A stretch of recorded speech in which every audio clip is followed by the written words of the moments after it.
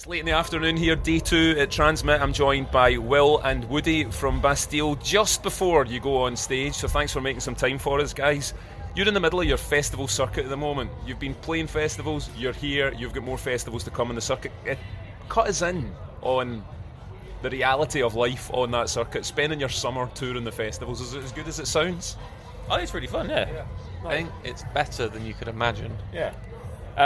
We basically get to play shorter shows, so we can get to expend more energy for the crowd, right? And then it's nice because when you go away on the weekends, it's kind of like catching up with some of your friends in other bands. It's a bit like going to like summer camp almost. Who have you caught up with? Now you've been exposed as pretending you have loads of friends, and then I do the no one. I had all those friends at the time. I can't remember even seen that. It's really bad of me. Slipknot. Well, your other bandmates, are we catching up with them and you were out there looking for them? Is that what was going on? Guys, anyone?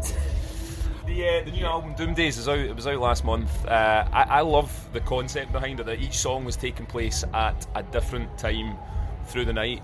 Tell us a bit about where that came from and how you built it. I mean, we've done a lot of research over the years in terms of nights out, for art's sake, not for alcoholism. Of course. Yeah. And it's just kind of I think Nocturnal Creatures was the one that kind of dictated the direction a little bit, and then it all kind of all fell together around it. But then much like with Bad Blood, the title track of the first album, Doom Days, was also the very last song written for the album as well, like kind of right up to the wire and the deadline. So that ended up kind of tying the whole album together as well. So I mean, we just like nights out, so I had to write about it.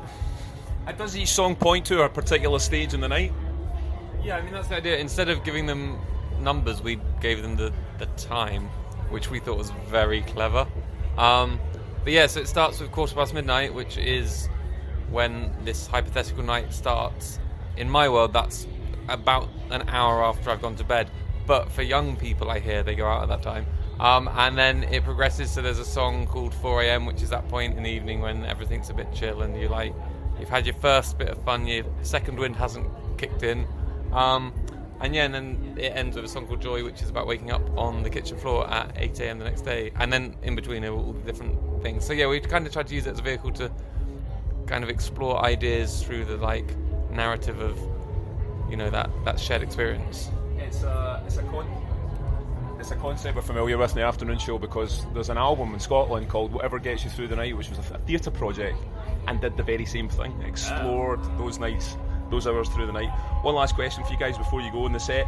The album is something you're going to be touring later in the year. You're going to be doing intimate shows, including one at Aberdeen's Music Hall.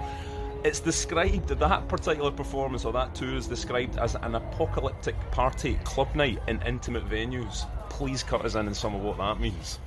So the whole album's meant to be like an apocalyptic party album, so it's kind of, whereas the previous album looked at how messed up the world is in many ways, this one's more about kind of escapism and just shutting the curtains to all that and acknowledging it's going on, but then just trying to have a night out instead and forget all about it. So we're going to play the album in full from start to finish, and maybe a few other songs as well. We're going to have DJs coming with us as well, so it's going to be more like a much more, as we say, like stripped back sort of just club night really. But it's fun because obviously we've done like big orchestral tours, now we've done arena tours, so it's just nice to kind of keep changing things up a little bit.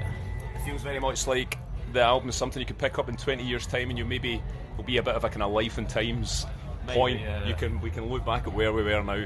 Guys, I'm going to let you go. There's been many an apocalyptic party had here at Transmit over the years. Off you go and enjoy yours. Thanks. Thank you. Good luck, everyone.